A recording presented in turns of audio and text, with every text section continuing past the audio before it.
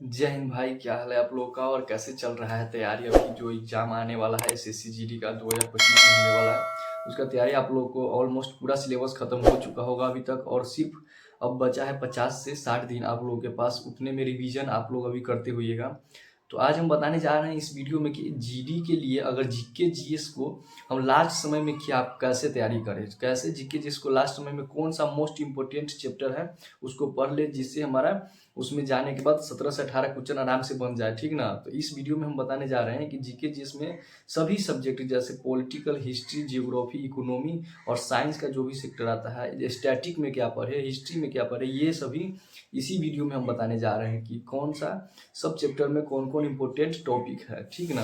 तो अगर इतना भी आप लोग अभी से फॉलो कर लिए और इसको रिवीजन बार बार करते रहिएगा, ठीक है, तो जीके जिसमें अच्छा नंबर उठ जाएगा, ठीक है। और यही हम नोट्स बनाए थे, यही नोट्स बनाकर हम भी तैयारी किए थे 2024 में जीडी का एग्जाम दिए थे, तो ठीक ना, उसी को हम बताने जा रहे हैं। और इसी तरह से अगर आप लोग फॉलो कर लिए इस बात को तो अच्छा नंबर उठ जाएगा, ठीक है। तो देखिए हम बताने जा रहे हैं अपना नोट्स में से कि क्या क्या पढ़े थे, कौन सब्जेक्ट में कितना पढ़े थे, कौन टॉपिक जो मोस्ट है, जो बार बार पूछे जा रहा है एसएससी जीडी के एग्जाम में, वही पढ़िएगा। जैसे स्टैटिक जीके का सबसे ज़्यादा रोल रहता है एसएससी जीडी के एग्जाम में। स्टैटिक जीके जो हो गया ना, उसका सबसे ज़्यादा रोल रहता है जीके जीएस के मायने में। जीके जीएस में अगर स्टैटिक जीके को आप लोग फॉलो करते हैं तो उससे 5 से 6 क्वेश्चन आ जाएगा, उसमें 5 से 6 क्वेश्चन स्टैटिक जीके से आ जाता है। उसके बाद करंट अफेयर से 2 से 3 क्वेश्चन आएगा, करंट अफेयर से 2 से 3 क्वेश्चन उसमें देखने को मिलेगा। उसके बाद 2 से 3 क्वेश्चन आप लोग को पॉलिटिकल से भी देखने को मिलेगा, और 2 क्वेश्चन हिस्ट्री से आएगा। पॉलिटिकल से 2 क्वेश्चन आएगा और 2 क्वेश्चन हिस्ट्री से आएगा, 2 क्वेश्चन, 1 से 2 क्वेश्चन जियोग्राफी से आएगा, और 1 क्वेश्चन मात्र एक ही आता है, 1 क्वेश्चन आएगा आप लोग को इकोनॉमी से, ठीक है। और साइंस को तीनों मिलाकर 2 से 3 क्वेश्चन आएगा। बस यही रेशियो रहता है, इसी को फॉलो करना पड़ता है। और कौन मोस्ट इम्पोर्टेंट चैप्टर है सभी सब्जेक्ट में, वो बताने जा रहे हैं आज, ठीक है। तो देखिए स्टैटिक जीके में अगर आप लोग बात करें कि 5 से 6 क्वेश्चन आएगा, तो उसके लिए क्या पढ़ें, कौन सा इम्पोर्टेंट टॉपिक है उसको पढ़ें। स्टैटिक जीके में आप लोगों को पढ़ना है वाद्य यंत्र एवं उसका वादक, ठीक है, वाद्य यंत्र एवं वादक। उसके बाद नृत्य पढ़ लेना है, लोक नृत्य, शास्त्रीय नृत्य, ये पढ़ लेना है। उसके बाद आप लोग दिवस पढ़ना है, कौन सा दिवस कब क्या, ये दिवस पढ़ लेना। शास्त्रीय नृत्य पढ़ लीजिएगा, और खेल पढ़ लीजिएगा, ओलंपिक से लेके पूरा जो भी खेल है उसका डेट भी याद रखिएगा, खेल पढ़ लीजिएगा।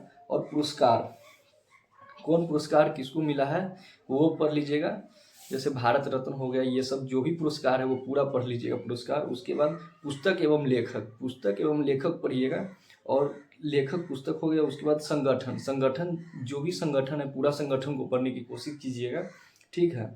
और भारतीय नृत्य हो गया, और त्यौहार, जो भारत के अंदर जो भी त्यौहार है, प्रमुख स्थल जैसे मंदिर हो गया, मंदिर, प्रमुख मंदिर, ये इतना ही पढ़ लेते हैं ना, तो स्टैटिक जीके में 5 से 6 क्वेश्चन आराम से बन जाएगा, ठीक है, स्टैटिक जीके में। उसके बाद अभी हम बताने जा रहे हैं, इसके बाद जो वेटेज रहता है वो करंट अफेयर का रहता है। तो करंट अफेयर के लिए आप लोग तो क्लास करते होइएगा, और करंट अफेयर के लिए अगर नहीं करते हैं कहीं से क्लास, तो हम बता देते हैं कहाँ, जहाँ से हम करते थे, उत्कर्ष क्लास जो है गौरव सर का, वहाँ से आप लोग और सुबह के सभी दिन वो सर कराते हैं करंट अफेयर, वहाँ से कर लीजिएगा, बहुत अच्छा कंटेंट रहता है। ऐसे जहाँ से भी करते हैं सब तो अच्छे रहते हैं, करते रहिएगा, ठीक है।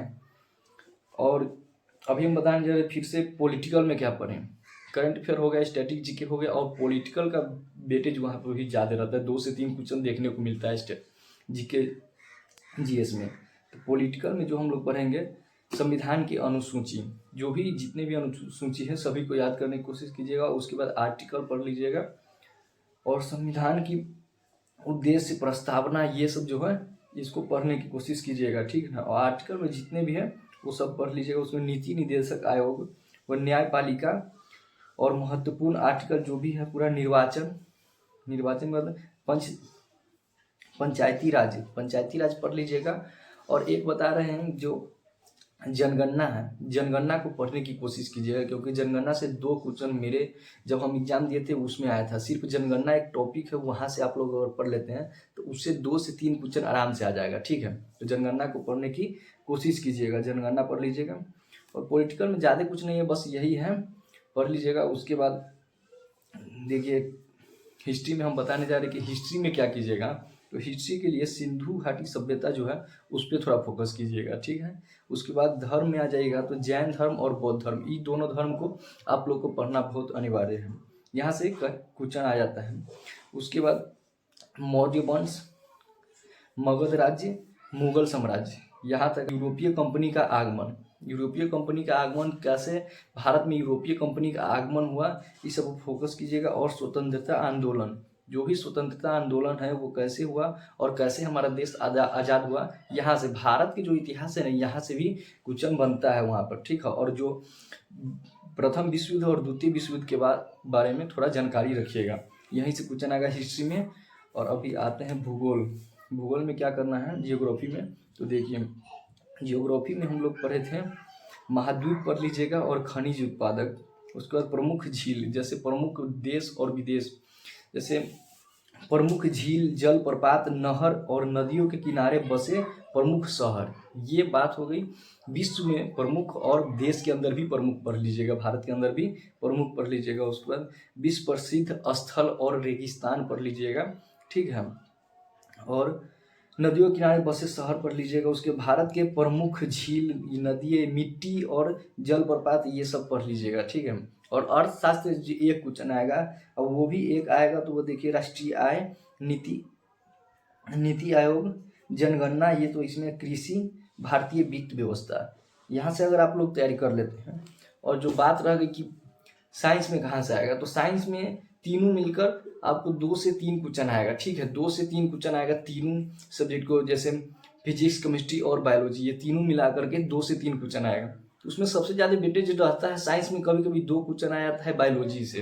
तो बायोलॉजी पर आप लोग ज़्यादा फोकस कीजिएगा, ठीक है। कौन विटामिन के बारे में पढ़ लीजिएगा थोड़ा ज़्यादा, और यही बायोलॉजी पर थोड़ा ज़्यादा फोकस कीजिएगा, ठीक है। उसके बाद आप लोग फिजिक्स केमिस्ट्री में जो भी इम्पोर्टेंट टॉपिक होगा जो बार बार पूछे जा रहा है उसको सिर्फ पढ़ लीजिएगा, ज़्यादा पढ़ने की उसको ज़रूरत नहीं है। और बायोलॉजी सिर्फ पढ़ लीजिए, उससे 2 क्वेश्चन बन जाएगा आराम से। उसके बाद केमिस्ट्री से 1 क्वेश्चन आएगा या फिजिक्स से 1 क्वेश्चन आएगा, ठीक है। इतना ही पढ़ लेते हैं तो आप लोग को अच्छा रिजल्ट आ जाएगा SSC GD एग्जाम में। GK GS में 20 में से 18 से 17 क्वेश्चन आराम से इतना से बन जाएगा।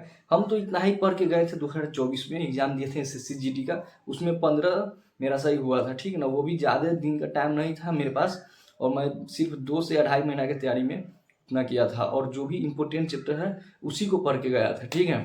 तो मन में एक विश्वास रहना चाहिए कि हाँ हम कर जाएंगे। और अभी से आप लोगों को भटकना नहीं है, इधर उधर घूमना बंद कर दीजिए, क्योंकि समय आप लोग के पास बहुत कम है, ठीक है। और अभी से अगर जी जान लगा देते हैं सिर्फ 50 से 60 दिन, तो आप लोगों का करियर बदल जाएगा और ज़िंदगी भी बदल जाएगा, ठीक है। और कल हम बताएंगे फिर मैथ में और रीजनिंग में कौन से ऐसे टॉपिक है जिसको पढ़कर हम लोग अच्छा स्कोर कर लेते हैं, ठीक है।